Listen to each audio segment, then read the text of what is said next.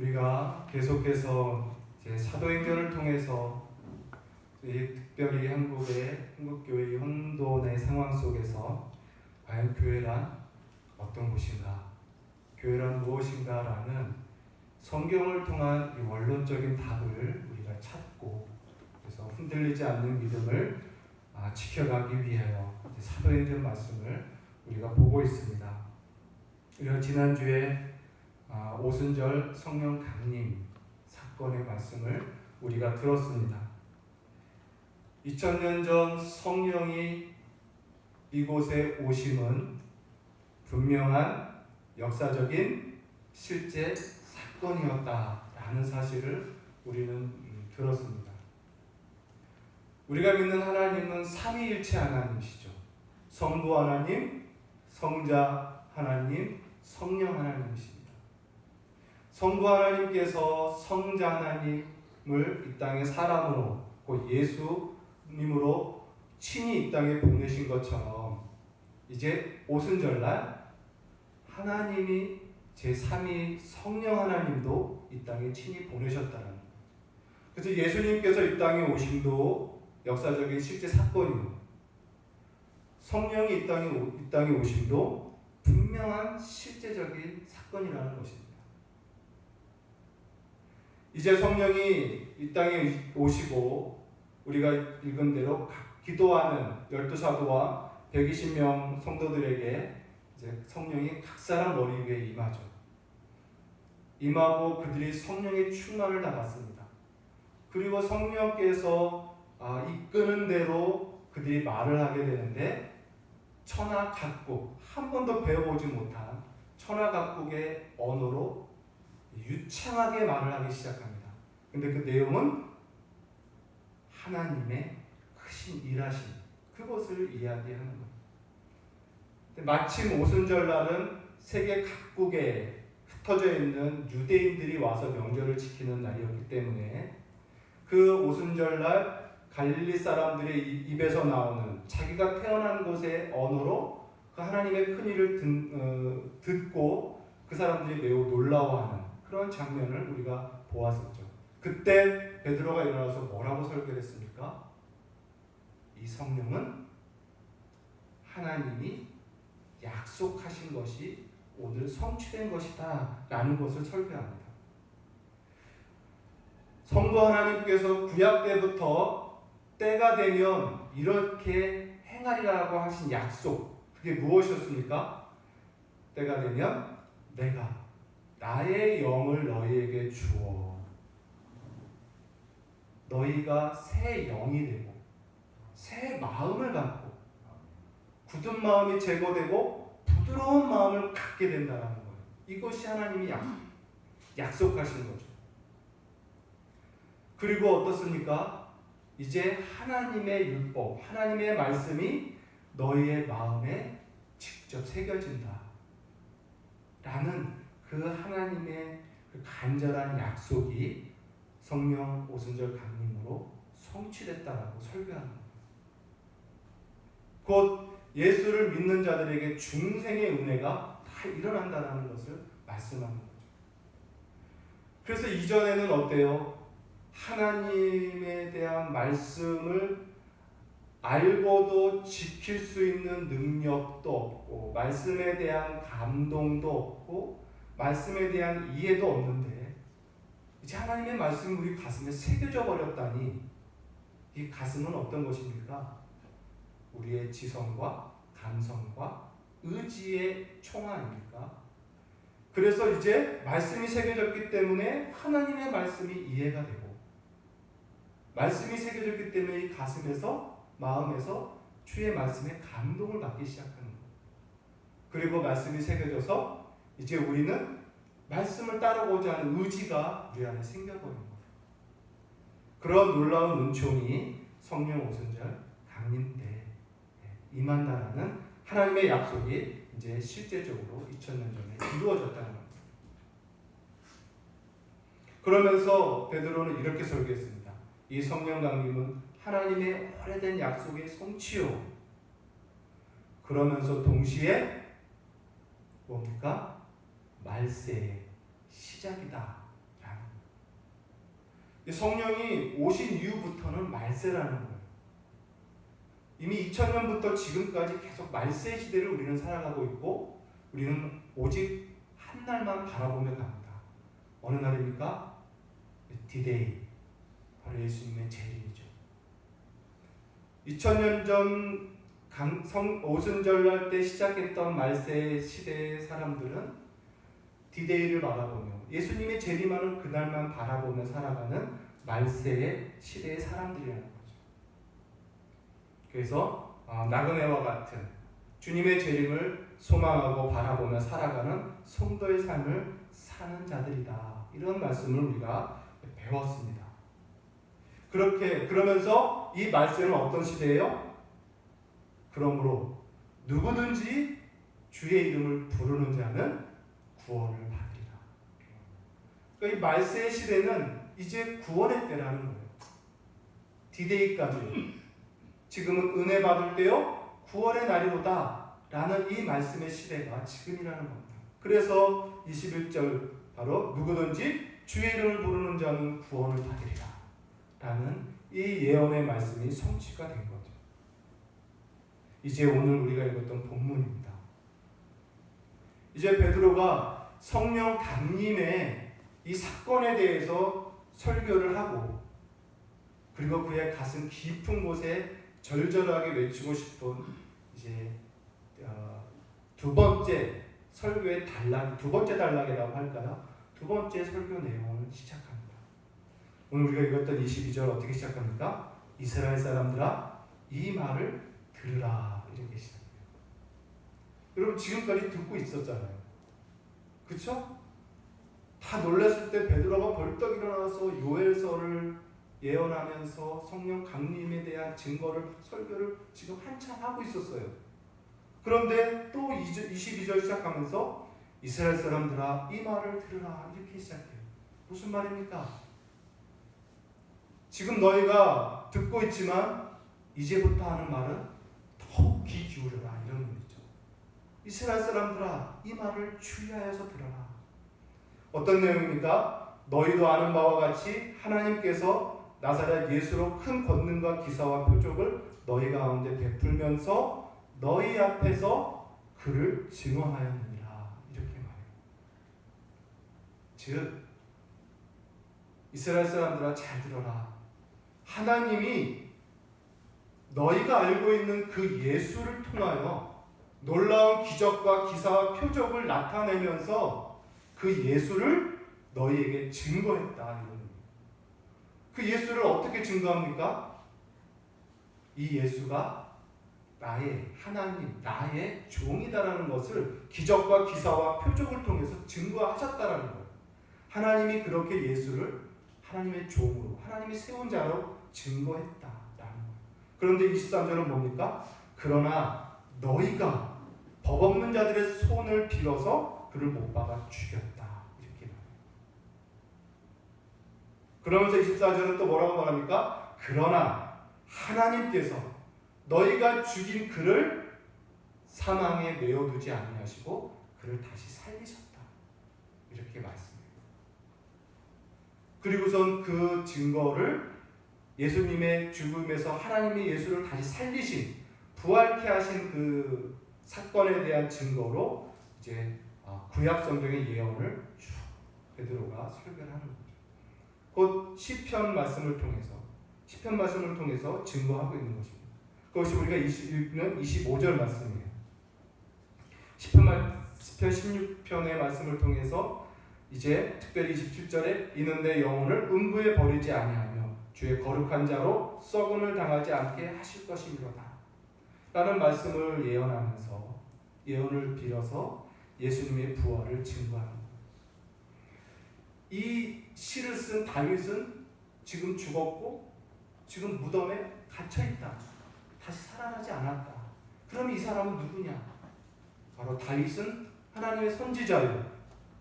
선지자의 영을 받아서 예언하기를 다윗 자신의 후손 중에 그 누군가를 하나님이 구원자로 세우실 것이고 그를 죽음에 떨어뜨리지 않고 살리실 거다라는 이 예언의 영을 받아 기록한 것이다라고 베드로가 지금 설교를 하고 있는 겁니다. 그래서 32절 그러므로 이 예수를 하나님이 살리신지라 우리도 다 이 일의 증이다 이렇게 증거하는 거예요. 지금 베드로는 유대인들이 알고 있는 그 예수 그리고 그들이 친히 잡아서 못 박아 죽인 그 예수를 하나님께서 보내신 자요 그리고 다시 살리신 자라는 것을 설명하고 있어요. 그리고 33절은 더 나아가서 그 하나님이 이제 오른손으로 그를 살리실 뿐만 아니라 그 예수를 다시 높이심에 다시 하늘로 승천케 하셨다는 것. 하늘로 올리시고 하나님 우편에 앉히셨다는 것. 그리고 그 올리심에 그가 약속하신 이 성령을 아버지께 받아서 너희에게 오늘 보고 듣는 대로 부어주신 것이다. 이렇게 말씀합니다. 자, 여러분 오늘 이 말씀을 통해서 베드로가 하고 싶은 말은 이겁니다. 36절이 결론이 되겠죠. 그런즉 이스라엘 온 집은 확실히 알지니 너희가 십자가에 못 박아 죽인 이 예수를 하나님이 주와 및 그리스도가 되게 하셨느니라. 이 말씀을 여러분 지금 이 베드로의 이 두 번째 설교의 이 두 번째 단락에 중심 사상이 있습니다. 중심 사상.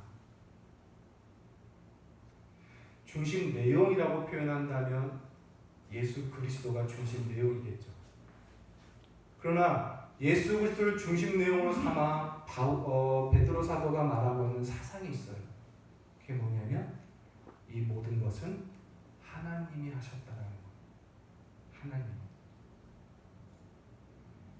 우리가 읽었던 본문 처음에 하나님이 예수를 통하여 너희에게 증거하셨다. 그러나 너희가 십자가에 못 박았으나 하나님이 그를 다시 살리셨다.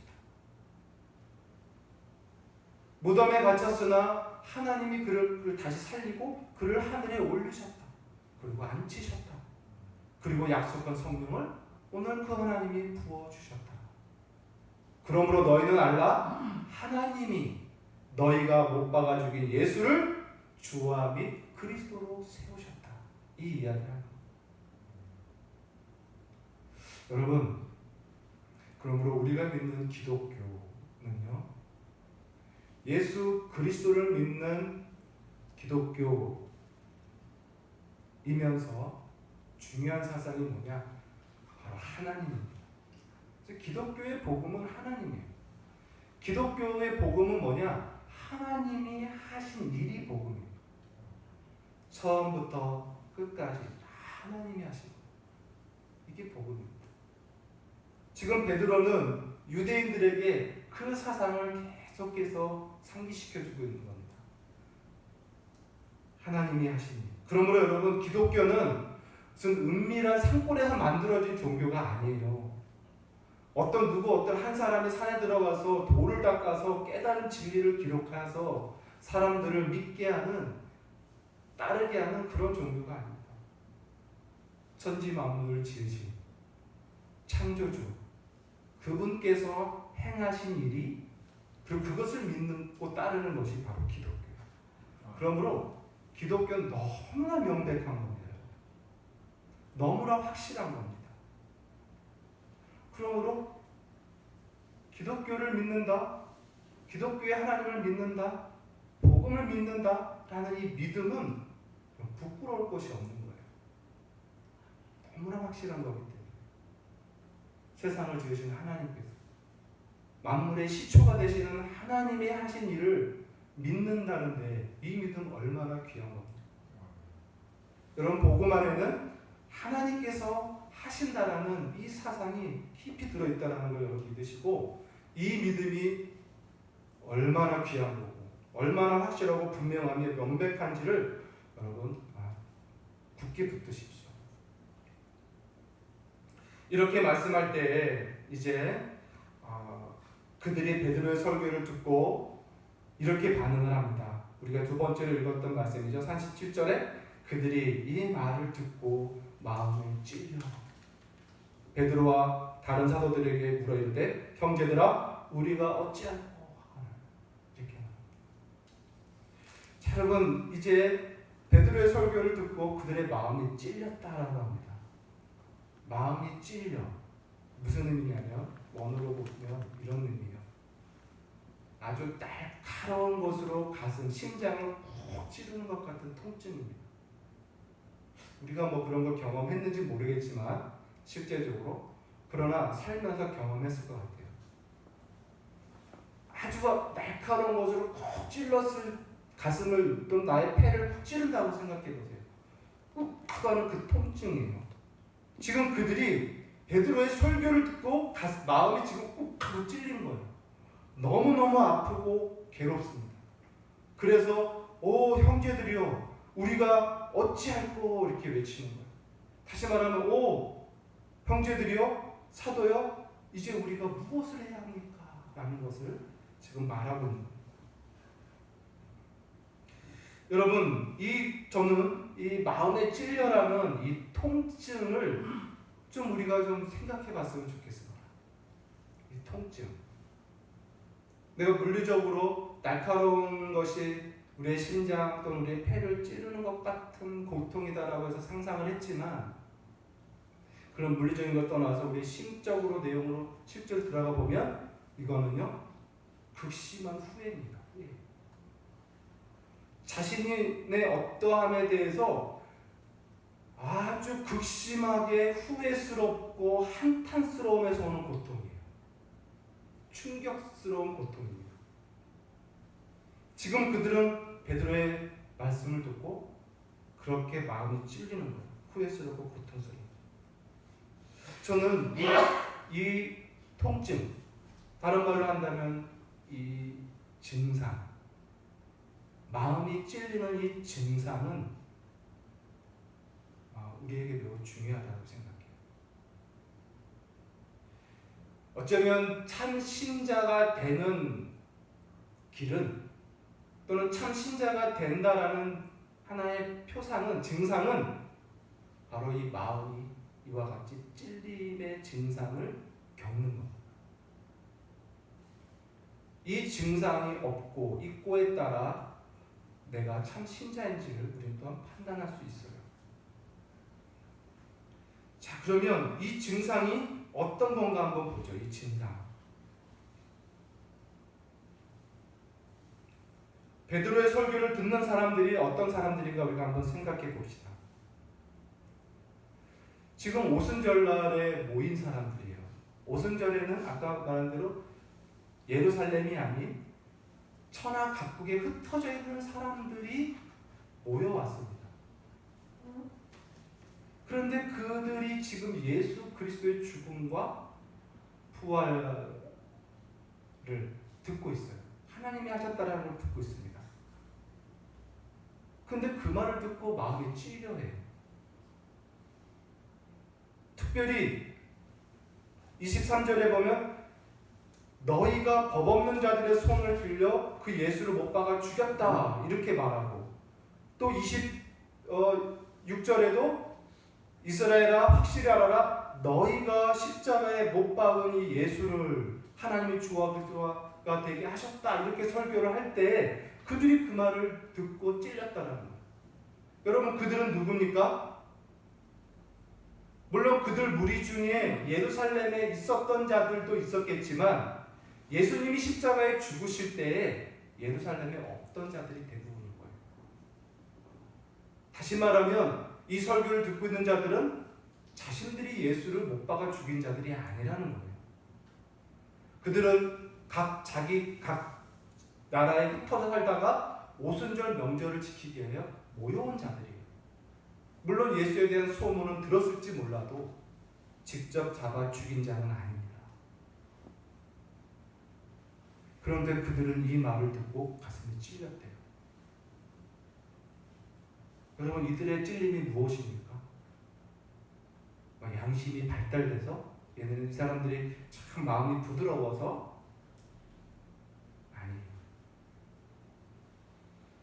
이들은 너희가 너희 손으로 예수를 죽였다라고 하는 그 설교를 들을 때 이 이야기는 내가 아닌 다른 사람들, 예루살렘에 살았던 다른 유대인들의 이야기로 들은 것이 아니라 자기 자신의 이야기를 들은 거예요. 다시 말하면 예수를 십자가에 못 박아 죽인 죄는 다른 사람의 죄가 아니라 자기 자신의 죄라는 말씀으로 그들은 들었다라는 거예요. 이게 어떻게 가능한 겁니까? 이들이 회개하고 가슴 아파하는 죄는 도대체 무엇인가?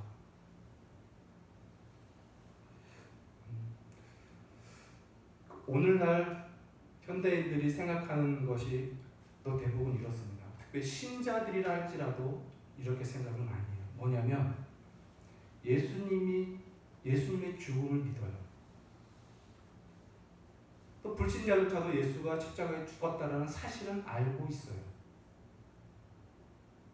그러나 그 예수를 죽은 거는 믿지만 내가 죽였다라고는 믿지 않아요. 너무 시간적으로도 간격이 있고 예수를 육체적으로 본 적도 없고. 그러나 여러분 한번 생각해 봅시다. 예수님이 2000년 전에 오시지 않고 오늘날 오셨다면 어떨까요? 오늘날 여러분 우리들 앞에 나타나셔서 하나님의 말씀을 우리에게 가르치시고 놀라운 기적을 우리들 눈앞에서 행하시고 자신을 하나님의 아들이라고 말씀하고 그의 거룩하시고 온유하신 표정과 눈빛으로 우리를 바라보시면서 날마다 우리에게 말씀을 전하시고 그의 거룩한 행실을 우리에게 보여주신다면 우리는 어떨까요? 우리는 저 어리석고 미련한 유대인들처럼 그렇게 반응 안 하고 그 즉시 머리를 조아려 예수님께 경배하고 그를 믿겠다라고 했을까요? 성경에 보면은 요한복음에 보면 그 안에 생명이 있으니 그 생명은 사람들의 빛이라. 이 빛이 어둠의 빛이되 어둠이 빛을 싫어하라고 말해요. 예수님이 이 땅에 오심에 그의 백성들이 그를 미워하였다라고 말합니다. 즉 예수님이 2000년 전이 아니라 오늘날 우리의 눈앞에 오셔도 여러분 우리는 그를 믿을 거라고 자신할 수 없습니다. 우리도 예수님이 존경스러울지 몰라도 그에 대한 시기와 미움과 분노 이런 것들이 우리 안에 있을 거예요. 그래서 궁극적으로 예수를 십자가에 못 박았을 것입니다. 왜냐?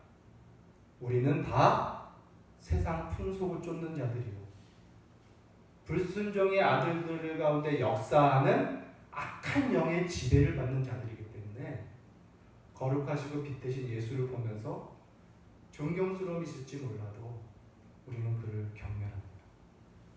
그를 대적합니다.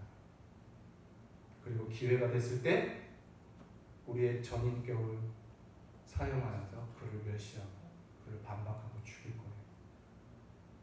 이게 인간입니다.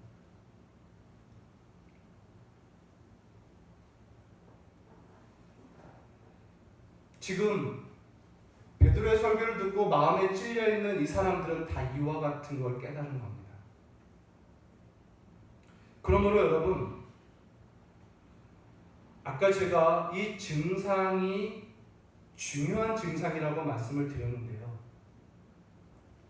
저와 여러분이 신앙생활을 시작하면서 하나님 앞에 회개를 했다면 그 회개는 어떤 회개가 되어야 하냐면 또 내가 부끄러워했던 죄의 의식이 무엇이었냐면 간음하고 술 취하고 폭행하고 거짓말하고 음란하고 분노하고 시기하고 이런 죄들을 회개할 것이 아니라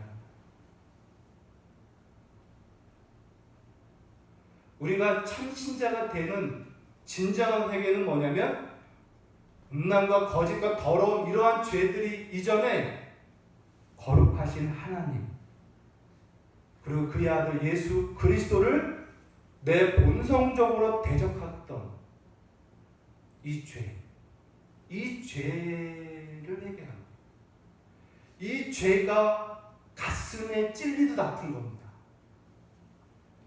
하나님이 나에게 가까이 있었는데 하나님은 이렇게 명백하신 분이신데 내가 그 하나님을 이렇게 멸시했구나. 그 하나님을 내가 몰랐구나. 내가 그 하나님을 심적으로 내 마음 깊은 곳에 끊임없이 대적하고 밀어냈구나. 라는 그것이 깨달아져서 후회스럽고 한탄스럽고 하는 그 회개, 그 찔림이 바로 오늘 이들이 경험하는 찔림이에요. 그러므로 여러분, 저와 여러분이 하나님 앞에 회개할 때 지금 기도 가운데 회개하든 수시로 회개하든 아니면 처음 신앙을 할 때 회개하든 기독교의 회개는 뭐냐면 결국은 뭐냐? 하나님을 미워하는 죄예요. 하나님을 없다 하는 죄입니다. 하나님을 경외하지 않는 죄예요. 결국은 그 죄를 다 통하는 거예요. 여러분 신자가 되고서도 음란의 죄를 범합니다. 왜 그럴까요? 하나님을 그 순간 없다라고 밀쳐내서 저지른 거예요. 도둑질을 합니다. 그 순간 하나님의 두려운 눈을 내가 외면한 거예요. 거짓말을 합니다. 하나님의 정직하심을 내가 일부러 의식하지 않고 내 육신을 따라가는 거예요. 분노, 시기, 질투, 폭행, 술 취함, 방탕 전부가 내 마음 안에서 하나님을 대적하고 하나님을 그 순간만큼을 없다고 여겨서 나타나는 죄들이라는 거예요.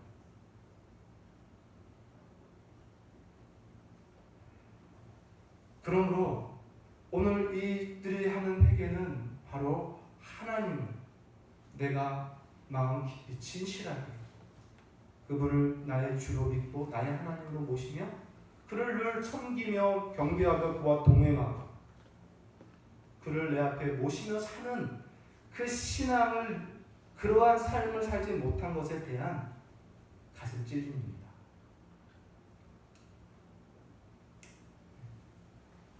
여러분 그러므로 저와 여러분도 이와 같은 마음의 찔림, 다시 말하면 통증, 어떤 거요? 술 취함에 대해서, 도박에 대해서, 간음에 대해서가 아니라 하나님을 내가 마음에서 밀어냈다. 하나님은 만일보다 분명하시고 확실하고 영원하신 분인데 내가 그분을 경멸했던 것에 대해서 가슴이 찔리는 거예요. 두렵고 떨리는 겁니다. 그러한 회개가 있었다라는 거예요. 모든 그리스도인은 이러한 회개를 겪어야 되는 것입니다. 그러므로 사랑하는 성도 여러분, 저와 여러분이 이러한 마음의 찔림을 통하여 우리가 다 신자가 되었고 하나님의 자녀들이 되었습니다. 그러므로 여러분 이제부터 우리가 하나님을 생각하고 예수님의 십자가의 죽으심을 생각할 때에 저는 참 이러한 안타까움이 있어요. 뭐냐? 십자가를 우리가 찬양하고 노래합니다. 예수님의 십자가가 복음의 중심이라는 걸 알고 있습니다. 그럼에도 감화와 감동이 없는 이유가 뭘까요?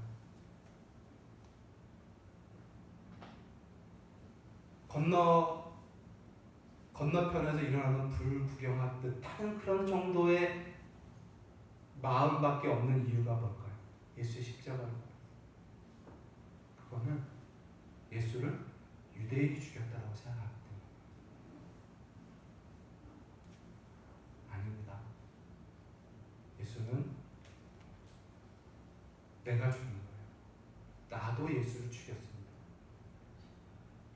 누구든 그리스도를 다 죽이게 돼 있어요. 왜냐? 우리 다 어둠이기 때문에 빛을 미워해요. 싫어요. 그래서 예수님께서 십자가에서 죽으실 때 그거는 바로 내가 예수의 멱살을 잡고 내가 그를 골고다로 끌고 가고 십자가에 눕혀서 그를 못 박은 당사자라는 거, 이게 과도한 생각이 결코 아닙니다. 이게 실제입니다. 그러므로 우리가 그분의 앞에서 예수님이 십자가에 못 박아 죽으면서 용서하신 죄는 어떤 죄냐? 가는 음란 다 했지만 바로 예수를 내가 내 손으로 못 박아 친히 눈을 보면서 못 박아 죽인 죄까지 예수님이 다 용서하시는 거예요.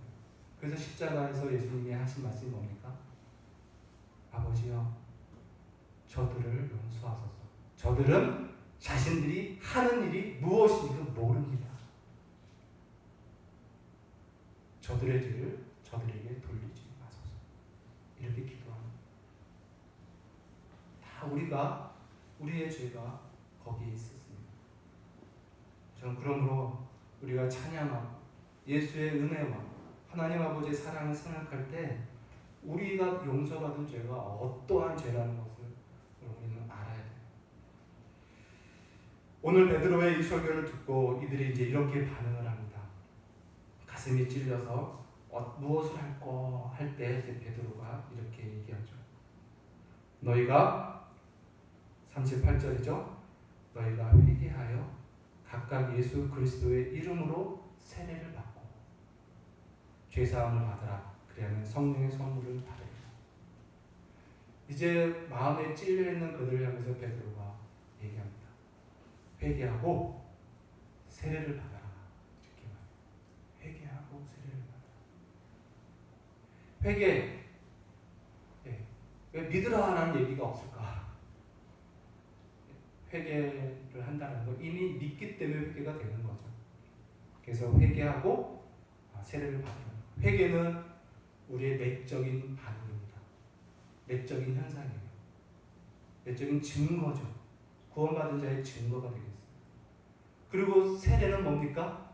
외적인 증거입니다. 너희가 마음에 찔렸니? 그 사랑이 너희에게 가까이 와닿았니? 그러면 회개하고 그다음 세례를 받아라. 자, 여러분, 지금 이들에게 베드로가 요청한 이 회개와 세례 어떤 의미일까요? 이것을 한번 생각해 보죠.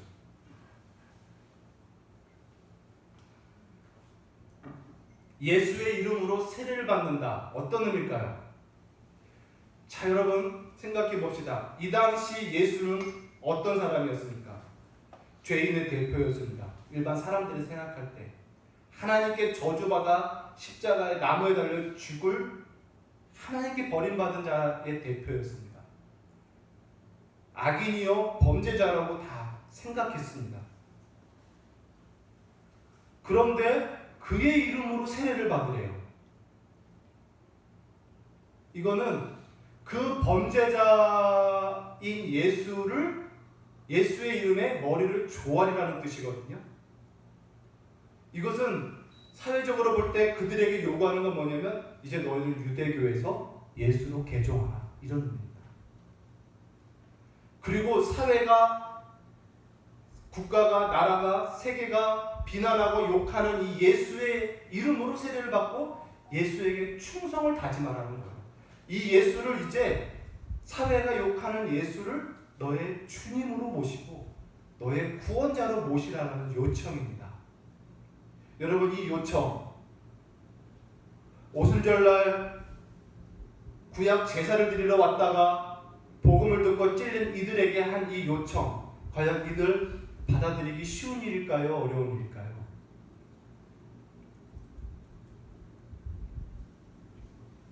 쉽지 않았을 것 같아요. 사회적인 지위가 있습니다. 사회적으로 다 지금 쌓아놓은 자신의 입지가 있습니다. 그 사회가 예수를 비난하고 있는데 그 예수에게 개종하고 그 예수께로 가고 그 예수의 머리를 조아려 충성을 다짐하고 그를 주님으로 섬긴다? 하나님으로 섬긴다? 쉽지 않아요. 외적인 증거가 있잖아요. 내적으로만이 아니라 세례를 받는다. 모든 걸 버리는 겁니다. 그런데 그들은 했다라는 거예요. 그 쉽지 않은데 어떻게 그렇게 할 수 있었을까요? 여러분, 여기서 다시 한번 말씀드리는데 우리의 믿음이 이렇게 확실한 거예요. 내가 여러분들이 하나님을 믿고 있다? 이거요. 부끄러운 게 아니에요. 어떻게 사람이 이 믿음을 갖느냐라는 거예요. 세상이 욕하고 있는 이 기독교, 특별히 오늘날 한번 생각해 봐요. 특별히 한국 교회에서는, 대한민국에서는 교회가 사회의 악이잖아요. 악 지금. 원흉으로서 지금 취급받고 있는 이 시대에 드러내놓고 난 그리스도인이 되겠습니다. 난 예수의 이름으로 세례를 받겠습니다라고 한다는 게 쉽지 않죠. 근데 그러고 지금도 나오고 예배드리고 성경책을 끼면서 드러내놓고 신앙생활하는 거 생명을 내놓을 정도의 믿음이 있기 때문에 그렇게 하고 있는 거예요. 여러분 안에 갖고 있는 이 믿음은 정말 귀한 거예요. 너무 확실한 거예요. 분명한 겁니다. 믿음을 갖고 있는 내 자신은 그렇게 안 보일지 몰라도 사람들이 볼 때는 대단하게 보는 거예요. 그래서 그 대단함을 비난하는 것 뿐입니다. 이들은 이 세례를 다 받았습니다. 다 받고 죄사함을 받습니다. 그리고 성령도 그들은 받습니다. 그리고 어떻게 돼요? 41절에 보니까 이제 그 말을 듣고 사람들은 다 세례를 받음에 이날에 신도의 수가 3,000이나 되었더라. 놀랍지 않습니까? 네. 본문이 다 끝나가요. 여러분, 12사도와 그를 12사도를 포함한 120명으로 시작된 성령 강림으로 시작된 신약 교회가 하루아침에 3,000명이 돼요. 신약 교회가 이렇게 시작이 됩니다. 12사도 한번 생각해 볼까요? 12사도 천사들도 그들을 향해서 이 갈릴리 사람들아 이렇게 불렀고 성령에 충만하여서 방언으로 말하는 사도들을 향하여 수많은 사람들도 저 갈릴리 사람 아니냐라고 다 손가락질했습니다. 그러한 갈릴리 사람들 어떤 사람들이에요? 어부요, 세리요, 기껏 사회적으로 일해봤자 열심 당원요, 전복을 일으키려는 그런 문제들이에요. 그런 자들로부터 신약교회가 시작되었습니다. 여러분, 교회는 어떤 곳입니까? 훌륭한 사람들의 모임 아니에요. 학식 있는 자들의 모임 아닙니다. 교회는 교양 있는 사람들이 오는 그런 모임의 자리가 아닙니다. 피부가 하얗고 세련된 옷차림의 사람들의 모임이 아닙니다. 교회는 바로 용서받은 자들의 모임이에요. 용서받은 자. 자신의 죄를 다 용서받은 죄인들의 모임. 죄 용서를 받아서 의롭고 거룩함을 입은 자들의 모임이에요. 훌륭한 자들의 모임이 아닙니다. 세련된 자들의 모임이 아니고 교양 있는 자들의 모임이 아니라 용서받아 의롭고 거룩함을 입은 자들의 모임이에요. 그래서 여러분, 교회 오면 성도들을 바라볼 때 훌륭함이 있나 없나로 보지 마세요. 학식이 있나 없나로 살피지 마세요. 교양이 있나, 오늘 좀 세련됐나, 피부가 하얀가, 그런 걸로 볼 게 아니라 죄 용서받고 거룩한 사람이구나, 용서받은 의로운 사람이구나, 이거로 보는 거예요.